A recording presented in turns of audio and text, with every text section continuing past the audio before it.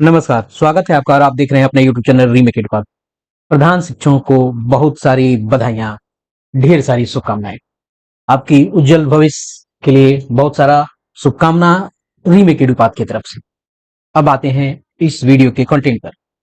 प्रधान शिक्षक किस तरह से अपने अटेंडेंस को बनाएंगे? जी हाँ, आपकी उपस्थिति कैसे दर्ज होगी? क्या आप इस शिक्षा कोर्स के माध्यम से अटेंडेंस बनाएंगे? तो सवाल यह उठता है कि ई शिक्षा कोर्स के माध्यम से सेल्फ अटेंडेंस कैसे बनाएंगे, क्योंकि अभी भी आपका जो नया विद्यालय है पुराने विद्यालय से अलग है। उसमें अगर डिस्टेंस देखा जाए तो दूर है, वो 500 मीटर से आगे है। तो चूंकि सेल्फ अटेंडेंस बनेगा नहीं, तो क्या मार्क ऑन ड्यूटी लगाएंगे? क्या है अटेंडेंस का प्रावधान? किस तरीके से अटेंडेंस लगेगा? सोशल मीडिया के माध्यम से आपके पास अलग अलग खबरें पहुंच रही हैं। लोग पूछ रहे हैं कि कैसे अटेंडेंस लगेगा, और बहुत सारे लोग मार्किंग की तरफ बढ़ रहे हैं और बहुत सारे लोग मार्किंग किए हैं। तो क्या है अटेंडेंस की नई विधा और नई प्रक्रिया अभी के आपको परिप्रेक्ष्य में? तो इस वीडियो के माध्यम से हम आप तक वो सारी बातें पहुंचाएंगे, आपको क्या करना है, कैसे करना है। तो चलिए वीडियो को शुरू करते हैं। और वीडियो को शुरू करने से पहले आपसे आग्रह करेंगे, पहली बार चैनल पे हैं तो चैनल को सब्सक्राइब कीजिए, और कंटेंट पसंद आता है तो लाइक शेयर जरूर कीजिएगा। चलिए देखते हैं और जानते हैं कि आखिर हमें करना क्या है। अभी हाल ही में बिहार शिक्षा विभाग प्राथमिक शिक्षा निदेशालय की निदेशक साहिला मैडम ने सभी जिला शिक्षा पदाधिकारियों को एक पत्र लिखा था, और वो पत्र लिखा था आपको 1954 नंबर पत्र था, और वो पत्र था आपको 15/7 को। और ये विषय अगर देखा जाए तो बिहार लोक सेवा आयोग पटना द्वारा अनुशंसित और काउंसलिंग में सफल प्रधान शिक्षक की नियुक्ति और पदस्थापन के संबंध में। चूंकि हमें अटेंडेंस की तरफ अगर बढ़ना है तो सारे के सारे नियम और प्रक्रियाओं को जानना जरूरी है, तभी हम आप क्या करना है इन सब पे चलेंगे। चल हमने देख लिया, ये पत्र लिखा गया था आपको सभी जिला शिक्षा पदाधिकारियों को, और इसमें बताया क्या गया था, इसको थोड़ा सा हमें जानना बहुत जरूरी है। यहाँ कहा गया था, अगर पहले व्यवस्था को देखें, इसमें कहा गया था 35,333 अभ्यर्थी हैं, ये प्राथमिक विद्यालय आवंटित इनको कर दिया गया है, और कहा गया कि 21 तारीख से लेकर 26 तक योगदान करने हेतु समय दिया जाएगा। और जितनी जानकारी है, लगभग लोगों ने आज ज्वाइन कर लिया है, चाहे आप हेड टीचर्स में हो चाहे आप हेड मास्टर में हो। वही लोग ज्वाइन नहीं किए हैं जो या तो बीमारी से ग्रसित हैं या लीव में हैं और कुछ इमरजेंसी की स्थिति में, वही लोग नहीं तो लगभग सभी लोगों ने ज्वाइन कर लिया है। चलिए, और 2 नंबर और 3 नंबर यहां प्रासंगिक नहीं है, चीजों को हम देख लेते हैं आगे क्या है आगे। अब चूंकि बता दिया गया है कि 21 तारीख से लेकर 26 तारीख तक ज्वाइन करना है, अब हम चलते हैं इसके 4 नंबर पॉइंट पे। 4 नंबर पॉइंट को हमें देखना है, चूंकि आपको मिल जाना है ये अपॉइंटमेंट लेटर 17 के बाद प्रिंट किया जा सकता है, और 17 के बाद आपको वो मिल जाता है जिस जो मिल गया है और जिसके माध्यम से आपने योगदान कर लिया है। अब 4 नंबर जरा हम पॉइंट्स को देखते हैं।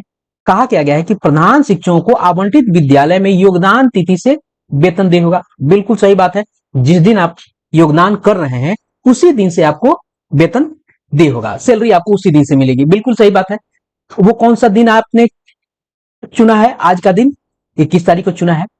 प्रधान शिक्षकों के योगदान के उपरांत इनका विभागीय काउंसलिंग पोर्टल पर टेक्निकल ज्वाइनिंग आपको अनिवार्य है, जिसमें योगदान की तिथि और समय स्पष्ट अंकित हो। अब यहां यह जानना जरूरी है कि 21 तारीख तक आपने ज्वाइन कर लिया। यहां कहा क्या गया है कि जब शिक्षक ज्वाइन कर लेंगे तो इनके बाद जो काउंसलिंग पोर्टल पर इनका टेक्निकल ज्वाइन होगा। केवल नॉर्मल ज्वाइनिंग से काम नहीं चलेगा। जो आप विभागीय व्यवस्था में आज ऑफलाइन ज्वाइनिंग किए हैं, एक ऑफलाइन ज्वाइनिंग होता है और एक होता है आपको ऑनलाइन ज्वाइनिंग। आज आपने ऑफलाइन ज्वाइनिंग कर ली, अब आपको ज्वाइनिंग करना है ऑनलाइन, और वो ज्वाइनिंग होगी आपकी टेक्निकल। बिल्कुल, इसके पहले भी सक्षमता में मामला हुआ था, आप जब नियोजित से विशिष्ट बने थे, ध्यान होगा, टेक्निकल ज्वाइनिंग उस समय भी हुई थी। लेकिन यहां मामला कुछ अलग है। अभी आपका ऑफलाइन ज्वाइनिंग हुआ है, इसको मैं दोबारा और तिबारा बता रहा हूं, ऑनलाइन ज्वाइनिंग अभी नहीं हुआ है। ऑनलाइन ज्वाइनिंग आपका, टेक्निकल ज्वाइनिंग 1 से 2 दिनों में अलग अलग जिलों से इस तरह से पत्र निकलेंगे और आदेश आए हैं कि आप अपनी इस ज्वाइनिंग की प्रक्रिया में चलिए। आपने देख लिया कि टेक्निकल ज्वाइनिंग आपको करनी है, और चलिए पहले उसके बाद हम 1-2 चीज देखते हैं। अब देखिए, ये है जो नियुक्ति पत्र मिला था, इसमें हमको बस एक चीज देखना है कि पॉइंट नंबर 6 को देखना है। ये पॉइंट नंबर 6 है, जब तक इसको देखेंगे नहीं, चीजें स्पष्ट नहीं होगी। योगदान करने वाले सभी नवनियुक्त प्रधान शिक्षक को वर्तमान में कार्यरत नियुक्ति प्राधिकार का विरमण एवं स्वच्छता प्रमाण पत्र योगदान के साथ संलग्न करना होगा। ये 6 नंबर पॉइंट है जिसपे सबसे ज्यादा हंगामा बरपा था। इसमें कहा गया था कि आपका जो नियुक्ति प्राधिकार है, अपॉइंटिंग अथॉरिटी है, उससे आपको रिलीविंग लेनी होगी और उससे क्लियरेंस लेनी होगी। ले देखिए, ये क्लियरेंस का मतलब होता है नो ऑब्जेक्शन सर्टिफिकेट, यानी क्या आप पे कोई देयता है, क्या आप पे कोई कार्रवाई हो रही है या हुई है, क्या आप निलंबित की स्थिति में है, आदि इत्यादि।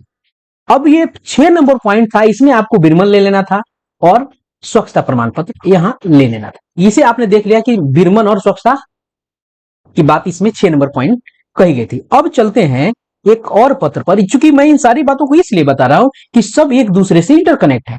पहले हम लोगों ने जाना कि हमें करना क्या, पहले अब एक एक करके क्रम में हम सब चीजों को सजाएंगे तो सारी चीजें क्लियर होगी। अभी हमने जाना 6 नंबर पॉइंट में, कि 6 नंबर पॉइंट में था आपको आपके नियुक्ति पत्र में लिखा हुआ है कि आपको विरमण और स्वच्छता है। लेकिन 19 तारीख को एक पत्र आता है और वो पत्र है 1908, और ये 19/7/2025 को माध्यमिक शिक्षा निदेशालय से निर्गत होता है और इसमें कुछ बातें कही जा रही, जहां बहुत सारी चीजें आपको अस्पष्ट हो जाती। अब यहां ध्यान देने वाली बात है, कहा क्या गया था कि बिहार लोक सेवा आयोग के 26/2024 यानी 25 HT का होता है और ये HM का होता है। इसके माध्यम से आपको प्रधान शिक्षक और प्रधानाध्यापक की नियुक्ति हुई है और उस नियुक्ति में अनुशंसित अभ्यर्थियों का औपबंधिक नियुक्ति पत्र निर्गत किया गया है।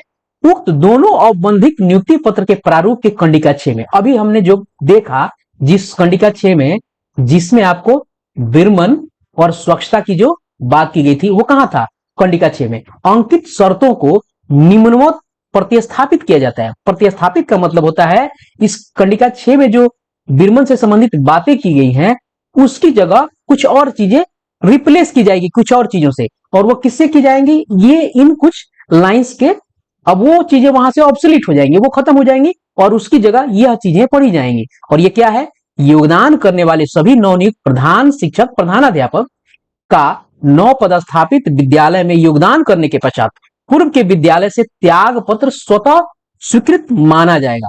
योगदान के समय स्वच्छता प्रमाण पत्र प्रस्तुत करने की अनिवार्यता को तत्काल स्थगित किया जाता है।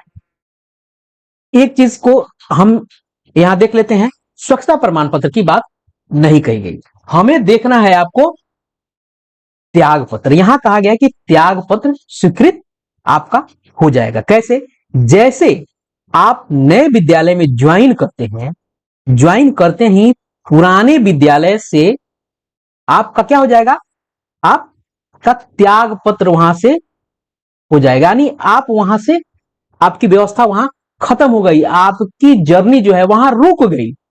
अब नई जर्नी आपने स्टार्ट किया है, नई यात्रा स्टार्ट की है HT के रूप में या HM के रूप में।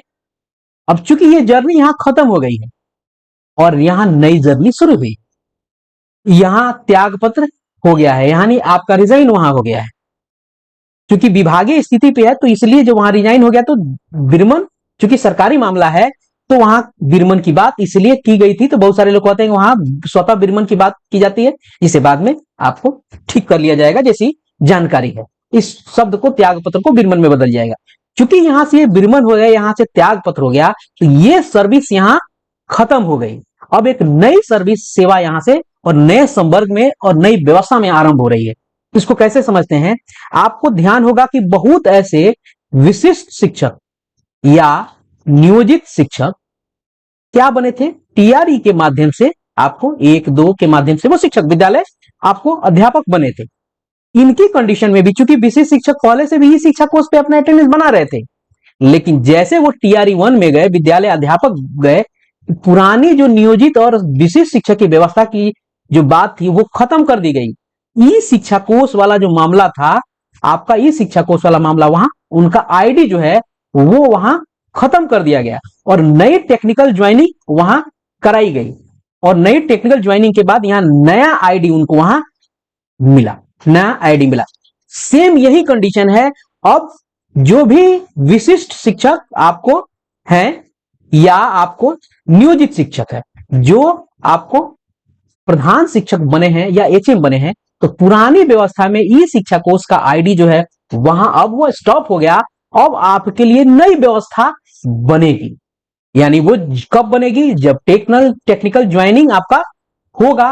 टेक्निकल ज्वाइनिंग के बाद आपको एक नया आईडी इशू होगा, जैसे बीपीएससी वाले केस में हुआ, एक नया आईडी होगा। तो अब ये सवाल ये उठता है, जब आपको एक नया आईडी बनना है तो आप किस आधार पे, जब यहां त्याग पत्र हो गया है तो किस आधार पे आप मार्क ऑन ड्यूटी करेंगे? आप जब मार्क ऑन ड्यूटी करने जाएंगे तो उसी विशिष्ट शिक्षक या नियोजित शिक्षक वाले आईडी से कीजिएगा। जब नियोजित शिक्षक और विशिष्ट शिक्षक की जो कथा समाप्त हो गई है, उसका जब पटाक्षेप हो गया है, उसकी किताब बंद हो गई है, तो उस आईडी का उपयोग क्यों करेंगे? नहीं करेंगे। अभी आपको जो अटेंडेंस बनाना है वो आपको परंपरागत ढंग से ऑफलाइन कंडीशन में बनाना है। जब आपका टेक्निकल ज्वाइनिंग हो जाएगा उसके बाद आपको आईडी एक नया निर्गत होगा और उस आईडी के माध्यम से आप ई शिक्षा कोर्स के माध्यम से ऑनलाइन अटेंडेंस बना सकते हैं। तो ये क्लियर हो जाना है कि मार्क ऑन ड्यूटी नहीं करना है। वो जो आपका ई शिक्षा कोर्स पर प्रधान शिक्षक से पहले जो आप जिस भी दायित्व में रहे हैं उसकी कथा खत्म हो गई है। तो मार्क ऑन ड्यूटी बिल्कुल नहीं करेंगे। आप ऑफलाइन मोड में, जब तक आपका टेक्निकल ज्वाइन होकर आईडी नहीं होता है तब तक आप उसी ऑफलाइन मोड में आप रजिस्टर पे बनाते रहें।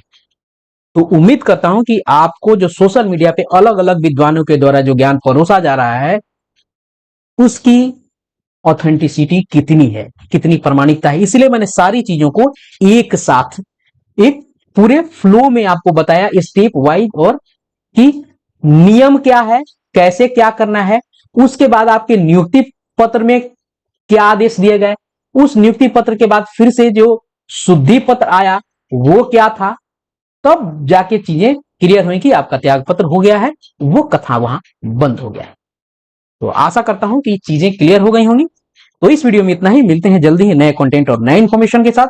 वीडियो पसंद आया तो लाइक जरूर कीजिएगा, लोगों के साथ शेयर कीजिएगा। धन्यवाद, अपना ख्याल रखें। जय हिंद।